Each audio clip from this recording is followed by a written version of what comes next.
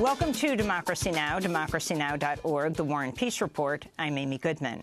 As many as 128 people died in Ankara, Turkey, Saturday when nearly simultaneous explosions ripped through a peace rally in the capital. More than 245 people were injured. The bombs exploded just as a large group of Kurdish groups, trade unions and leftist organizations were preparing to begin a march to protest the resumption of fighting between the Turkish state and Kurdish militants. Earlier today, Turkey's Prime Minister Ahmet Davutoglu blamed ISIL for carrying out the attacks, but march organizers have accused the government of failing to prevent the attack. We'll have more on Turkey later in the broadcast. Iranian state TV reports Washington Post correspondent Jason Rezaian has been convicted in an espionage trial which ended 2 months ago. The decision can be appealed and the sentence remains unknown, but the charges carry up to 20 years in prison. Rezaian has been held since July 2014 in Iran's Evin prison. Washington Post foreign editor Douglas Jill said he is innocent of all charges. You know, the only thing that's been clear in this case from the beginning is Jason's innocence. Everything else has been under a real shadow of darkness. The Pentagon's offering condolence payments to people injured and the family members of those killed by a U.S. airstrike on a Doctors Without Borders hospital in Kunduz, Afghanistan. The strike killed 12 medical staff and 10 patients, among them 3 children, while 33 people remain missing. Doctors Without Borders has called for an investigation under the Geneva Conventions into a possible war crime. Meanwhile, UN data shows the Taliban's reach in Afghanistan is wider than at any point since the 2001 U.S. invasion. The UN rates about half of Afghanistan's administrative districts as under a high or extreme Taliban threat, which appears to conflict with more optimistic statements by U.S. Commander John Campbell before Congress last week.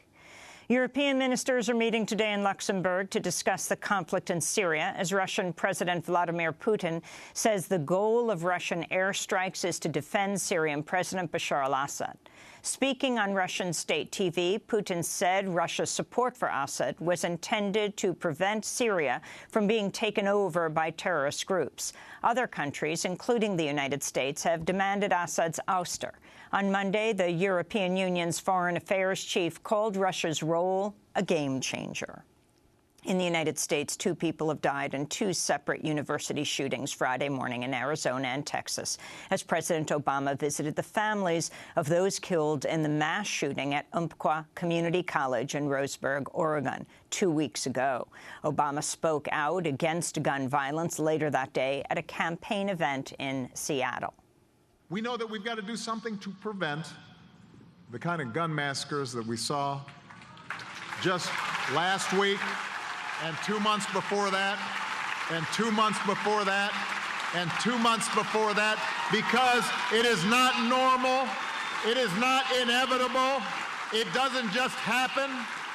It is a choice that we make, and it is a choice that we can change. In Gaza, an Israeli airstrike killed a pregnant Palestinian woman and her daughter Sunday, as Israeli soldiers also killed a 13-year-old Palestinian boy in the West Bank. This comes amidst escalating violence across the region. Israeli soldiers shot and killed 9 Palestinians along the border with Gaza over the weekend, as well as 2 Palestinian boys in the West Bank Friday. At least 2 Israelis have been killed and more wounded over the last 2 weeks in a series of stabbings by Palestinians. This comes after the fatal shooting of an Israeli couple in the West Bank on October 1st. In the U.S., 2 independent investigations have concluded Cleveland, Ohio police officer Timothy Loehmann was justified in fatally shooting 12-year-old African-American Tamir Rice as he played with a toy gun in a park in November. Police pulled up and fatally shot Rice within 2 seconds of their arrival. They failed to provide medical help and tackled Tamir's 14-year-old sister to the ground as she ran to his aid, then handcuffed her and put her in a cruiser. The independent probes were carried out by a Colorado prosecutor and a former FBI agent. Ultimately, a grand jury will decide if Officer Loehmann faces criminal charges. When the 911 call came in, talking about a young man in the park, the person who called in said that he was playing with a gun, but it was probably a toy gun. Tens of thousands from across the country gathered on the National Mall in Washington, D.C. Saturday for the 20th anniversary of the Million Man March. The rally commemorated the 1995 march called by Nation of Islam leader Louis Farrakhan. This year's theme was Justice or Else. We'll have more on the march later in the broadcast. Republicans are reportedly seeking to recruit Wisconsin Congressmember Paul Ryan for the post of House Speaker, saying he's the only one who can unite the party after John Boehner announced his departure. California Congressmember Kevin McCarthy, the clear favorite, dropped out, leaving Florida Congressmember Daniel Webster and Utah Congressmember Jason Chaffetz in the race. Ryan, who ran for vice president alongside Mitt Romney and is known for backing deep budget cuts, has said he will reconsider his previous rejection of the post. Technically, the Constitution does not require the Speaker to be a member of the House, but all past Speakers have been Congress members. Just 158 families have provided nearly half of the funding so far in the 2016 presidential election. The New York Times found, quote, not since before Watergate have so few people and businesses provided so much early money in a campaign, most of it through channels legalized by the Supreme Court's Citizens United decision 5 years ago, unquote. Of those 158 families, all but 20 are backing Republicans, and most made their fortunes in the financial or oil and gas industries.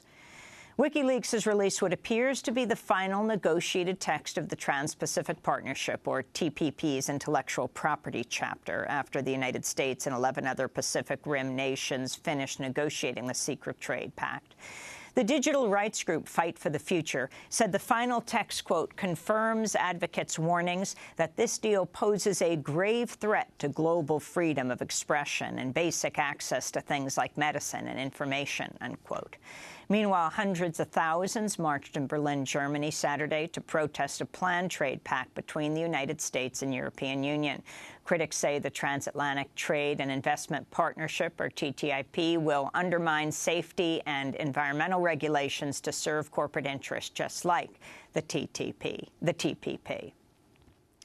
The People's World Conference on Climate Change and Defense of Life has opened in Bolivia ahead of the United Nations Climate Summit in Paris, which begins November 30th. Bolivian President Evo Morales said the impact of climate change is being felt around the world. As governments, we have the responsibility to submit a document to the United Nations called the National Predetermined Contribution from the Multinational State of Bolivia, a document prepared by Bolivia to take care of the Mother Earth, La Pachamama, because what's happening to the planet is very serious, sometimes with drought, other times extreme cold. In La Paz this year, there were times when we couldn't tell if it was summer or winter because it snowed all year long. This is happening all over the world. Ahead of the Paris climate talks, experts say the pledges made by countries around the world to cut carbon emissions will fall far short of what's needed to stop the Earth from exceeding the globally agreed-upon limit of 2 degrees Celsius. That could put the Earth at risk of catastrophic sea level rises and food shortages and drought. The 2015 Nobel Prize in Economic Sciences has been awarded to economist Angus Deaton of Princeton University for, quote, his analysis of consumption, poverty, and welfare. Deaton's recent work focuses on the dynamics of poverty. In New York City, more than 100 warehouse workers have launched a campaign to unionize B&H Photo Video, the largest non-chain photo store in the United States. The workers are alleging widespread racial discrimination, wage theft, and unsafe working conditions inside B&H's 2 Brooklyn warehouses. In one case, workers say they were locked inside one of the warehouses during a recent fire in an adjacent building. And California has become the first state in the country to pass a law banning public schools from using the term Redskins as a team name or mascot. The law impacts 4 high schools and comes amidst growing opposition to the name, which Native Americans say is a racist slur.